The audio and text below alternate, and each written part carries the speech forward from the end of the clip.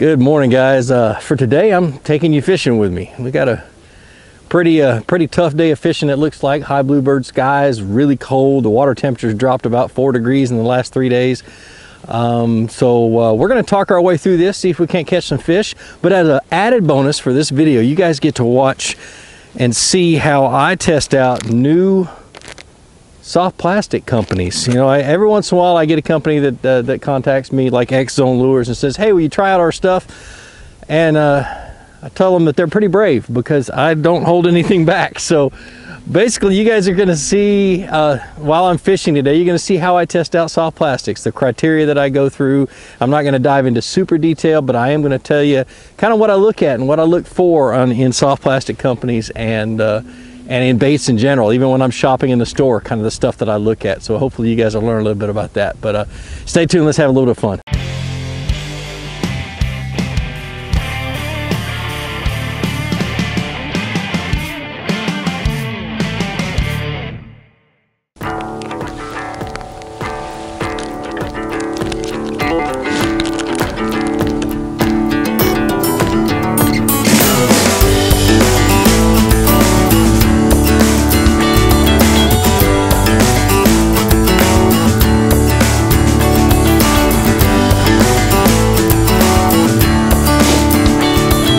All right, so let's go over the conditions that we have. It is early March. The bass are typically pre-spawning pretty hard right now.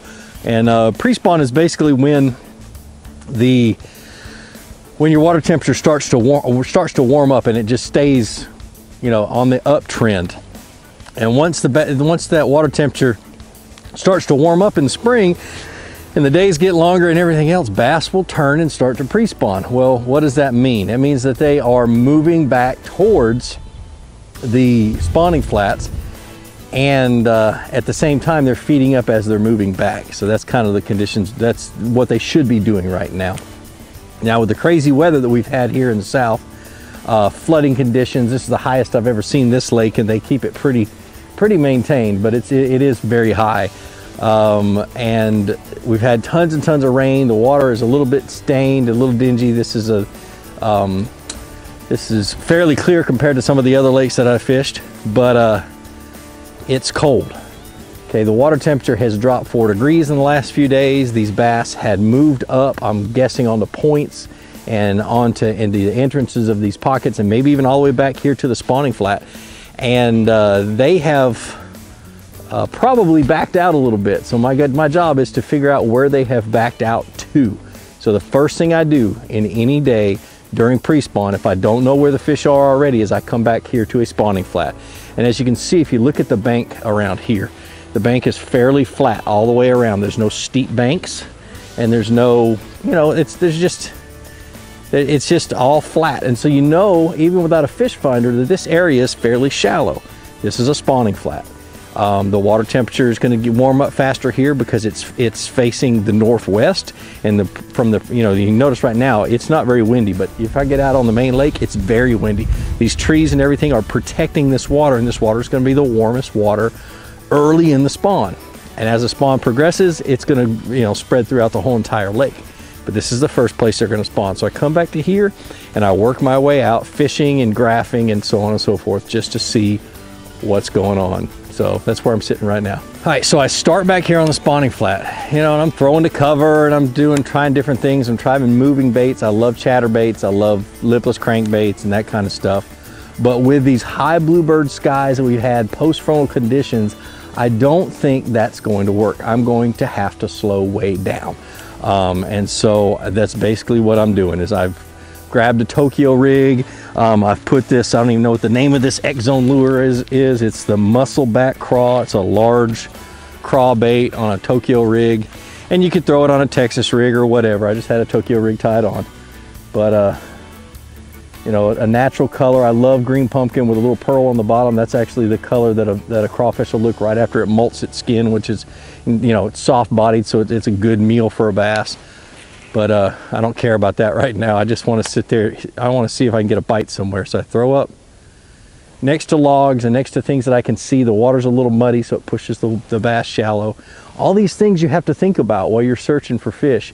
And it's all these things that put the puzzle together to where they are. And that's the excitement of bass fishing. So that's basically what I'm going to talk you through the rest of the day. So when you're bringing it through brush piles, I'm going to turn it this way so you guys can see this log. I got a lay down right here, a lot of limbs and stuff. A lot, your intention, or what you, your natural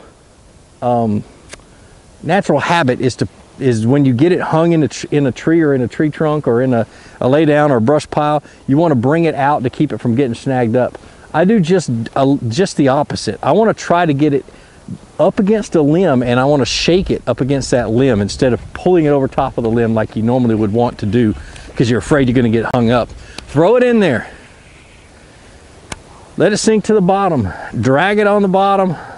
Hop it, do whatever. When you get to a limb, pull it up to that limb and just shake it.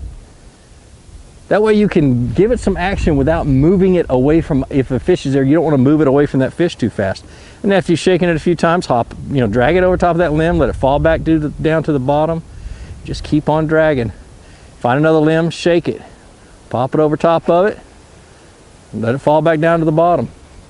That's basically what I'm doing.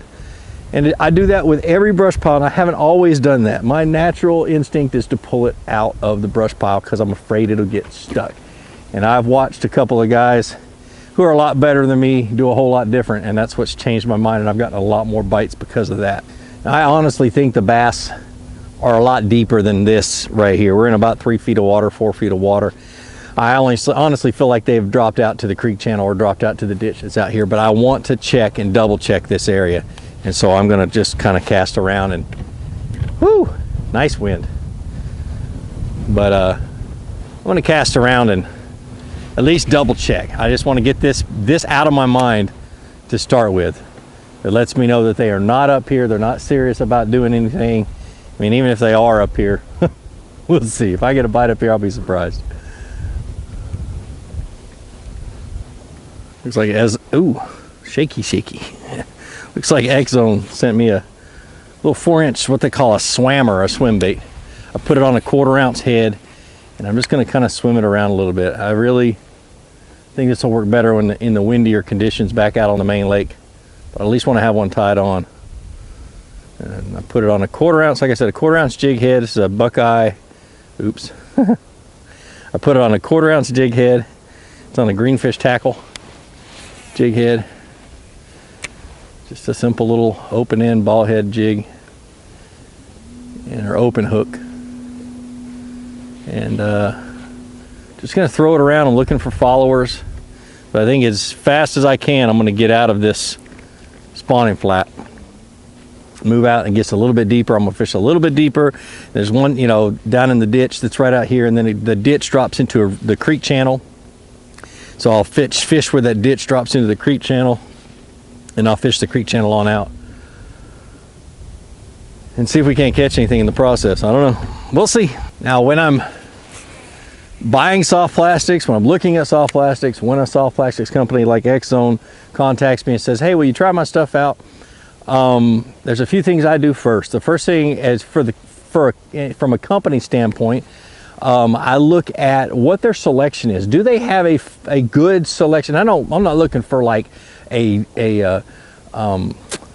Zoom Baits type of selection or even a Strike King type of selection, but do they have a good solid foundation of soft plastics? And X-Zone does. It has drop shot baits, it has craw baits, it has 2 different size craw baits, and swim bait, and a couple other things, a little Ned rig bait and stuff like that. So they have you have a really good selection of baits. So that was impressive. And then the next thing I look at when I get it is the consistency of plastics. Now you're going to learn something here. Sometimes it's good to have a stiff soft plastic, but sometimes it's really detrimental to have stiff soft plastic. So for instance, I love a shaky head, and a shaky head with a screw lock on it, you can get away with using a straight tail worm that is a hard soft plastic. But if you take that same straight tail worm and you move it over to a Texas rig and put it on an offset worm hook, what happens when you set the hook is, because of the stiffness of that soft plastic, it does not stay up on that bend in the hook easy as a softer bait. And what happens is it crunches down over the eye of the hook, and 9 times out of 10 you miss that fish. So a soft plastic is good for Texas rigging. A hard soft plastic is good for things that have like a screw lock, that something that holds that bait up on the hook. You know, so you know, if you're using mustad grip pin hooks or something that has some type of a pin or a gripping system to keep the bait up there, you're just fine. So you really have to look at that. Well, these plastics themselves, you know, when I feel them, they feel about average, maybe a little stiff on the swim bait, about average to a little stiff on the craw bait, which is good because you'll be able to punch through and it won't, you know, you won't beat it up quite as much. And if you're using it as a punch bait, it'll be a good trailer and that kind of stuff. So I'm going to go through all these baits and kind of look at them. But that's one of the things I look at, is how stiff is the plastic that they use. You know, Rage Tail, one of my favorite soft plastics, but theirs all tend to be really soft, and so you're not going to get very many fish out of them, but you're going to get a lot of action out of them. And the harder the plastic, the less action you get out of a bait. So, you know, there's things, well, I won't even get into that, talk about different mold types and that kind of stuff, but really doesn't make much difference with that. All right, so I'm pulling out to this ditch, and I know kind of where it is. I just don't have it marked, and so I'm going to kind of go until I see, you know, 7 to 8 foot. I was in 3, remember? So I'm going to go until I see 7 or 8 foot. I think there's a ditch. There's an old, you know, there's water that runs into the back of this little pocket that's over here, and so I think the ditch runs right out there somewhere. So we're gonna, I don't know, cast around, see how far it drops.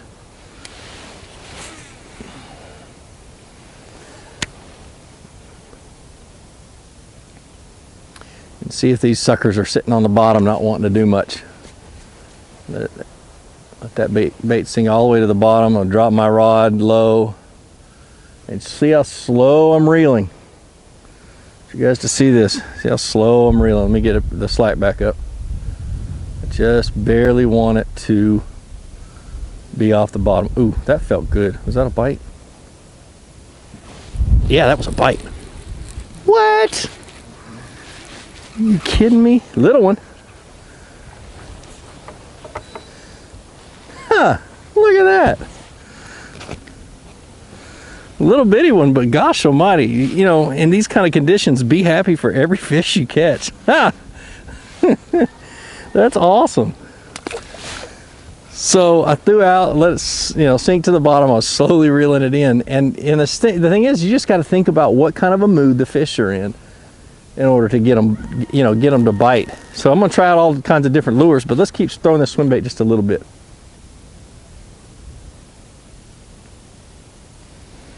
All right, so what I did, came off of the spawning flat, came to that first drop, and I'm fishing the first deeper area out of the spawning flat, and I got bit by probably a small male. And so I'm gonna try to catch a few more, see if there's any big females hanging out with them. That's what I'm looking for this time of the year, because them big females are really big. And let me swim this little swim bait around. That was impressive. All right, let's go over how I choose the paddle tail I'm going to use, okay? And so with every new paddle tail, with every paddle tail that I own, I want to know how it performs during certain situations. What does it look like when I'm slow rolling it? Do I throw it out and I just slowly reel it? How much action does it get? Does the body wiggle? Where does the action start in the bait? Does it start, you know, is it the whole body or is it just a little bit? I kind of want to know that in my head. And how does it perform under, you know, the regular speed, and how does it perform when you're really reeling it fast? Some baits, when you're reeling it fast, will roll up on their side and they just won't work. Some baits will go really fast and just the tail will kick. I just want to know, and I'm gonna tell you a reason why, is that when I am, like right now, when I'm slow rolling, I want a bait that has just a little bit of kick. I don't want a bait that's gonna have a lot of action in that tail when I'm slow rolling it. the bass, the bait fish, everything's lethargic in cold weather. And so I really want one that's not going to have a whole lot of action. This one has, you know, a little bit, but not a whole lot.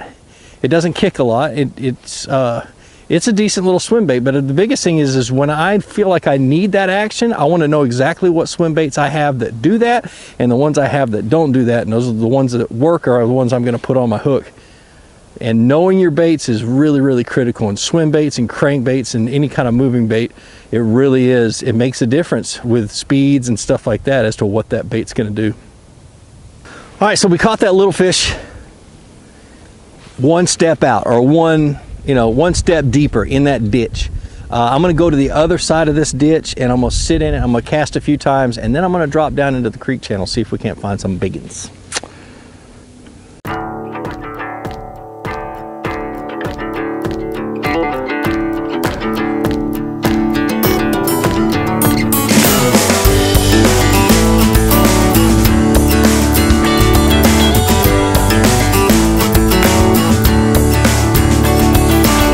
We're gonna move over to, I want you to look at something real quick so we can get this on the head cam. All right, so look at this bank over there. It's got a really steep bank right there, and then it kind of starts to flatten out, and this is where that spawning flat is right there.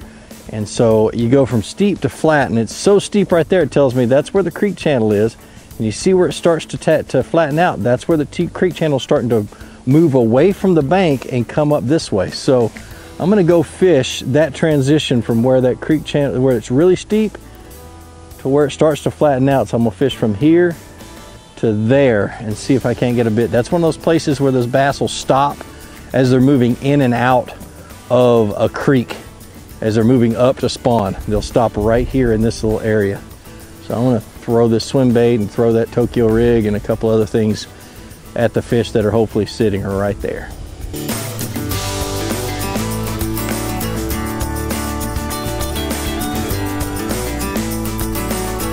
And now I'm going to work from here. Let me get you guys oriented first. Okay, so here's a steep bank. Here's where it starts to taper out. So the creek is starting to turn away from the bank right here, and it's actually going right here under the boat. I should be a little bit further back. I'm not really going to worry too much about it right now. But I'm going to fish from the flattest part all the way to the steepest part right here in this transition. And I just got hung up in something, so I'm going to have to go get it because it's an open hook. What I get for stopping and talking.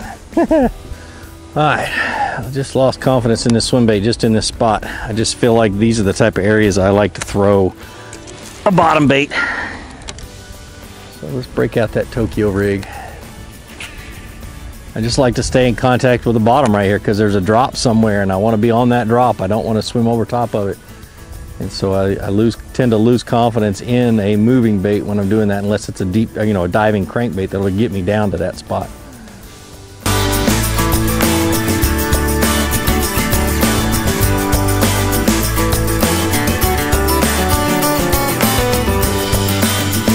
All right, so there's nothing on this bank, or at least I didn't get a bite. So I'm gonna move on down. I'm gonna fish the bluff wall, fish that steep bank. But I'm gonna move down and fish that steep bank a little bit, see what happens. There's little laydowns and all kinds of stuff all over this thing, so ideal to pitch into those things and just kind of shake them. Bushes. The only thing I don't like about this bank is that it gets fished a lot from the bank, so there's going to be a lot of broken fishing line and that kind of stuff. So it always just frustrates the stew out of me when I'm fishing and I just catch a lot of fishing line and it just drives me nuts.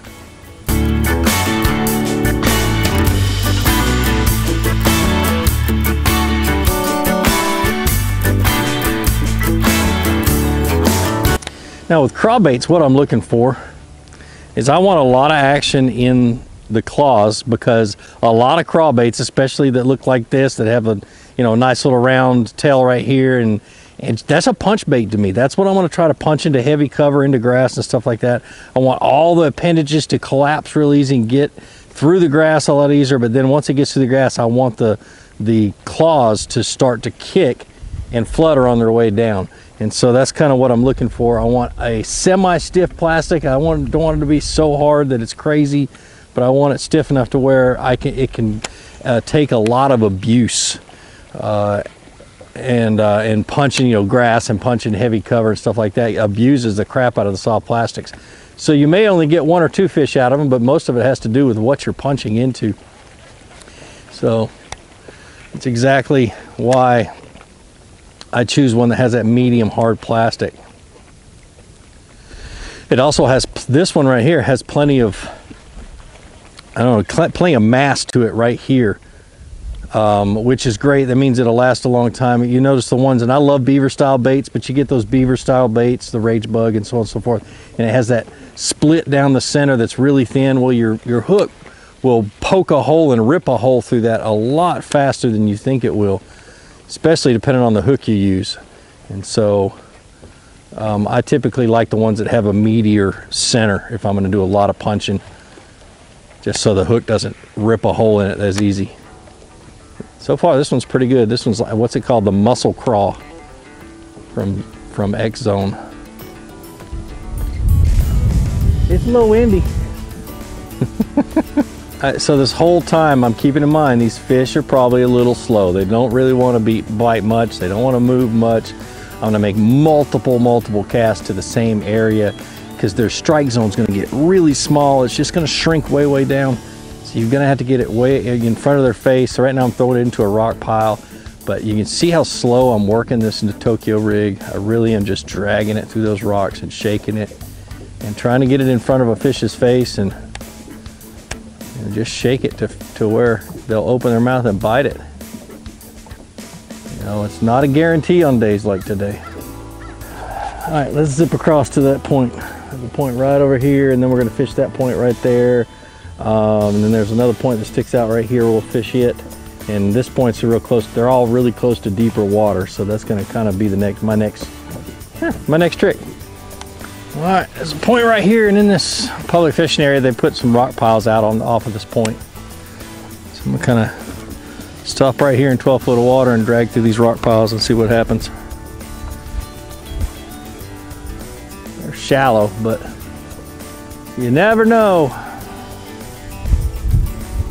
Well, hopefully you learned something from this video. You know, start back in the back where the spawning flats are with that shallow water that's protected. Start there and work your way back. On a day like today, I mean, tough conditions, falling water temperatures, cold wind, bluebird, high pressure skies. I mean, just, you know, you couldn't ask for worse conditions. And I was able to catch one fish, but start in the back and step your way back deeper and deeper down the creek channel. Kind of try to imagine how these fish are going to move to get back to the spawning flat, and where they're going to stop, and how they're going to pull back out when the wind or when the water temperature drops.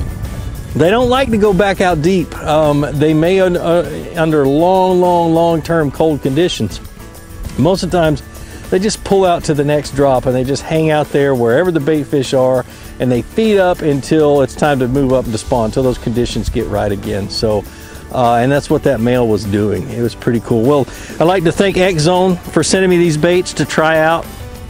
That was brave, very brave. They've got a really good, solid selection to begin with, you know, from craw baits, different color craw baits. They've got good colors. They've got a creature bait. They've got a paddle tail. They got a little stick worm.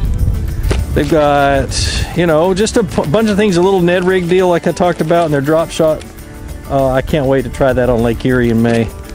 But really good selection, good plastic. You can tell they put a lot of time and effort and detail and money into this. I'm not saying they're the greatest thing since sliced cheese and biscuits, which makes me hungry, by the way, but they are a pretty good bait company, so check them out. X Zone, I'll leave all the information down there. And like I said, I appreciate them sending me a box of tackle to try out.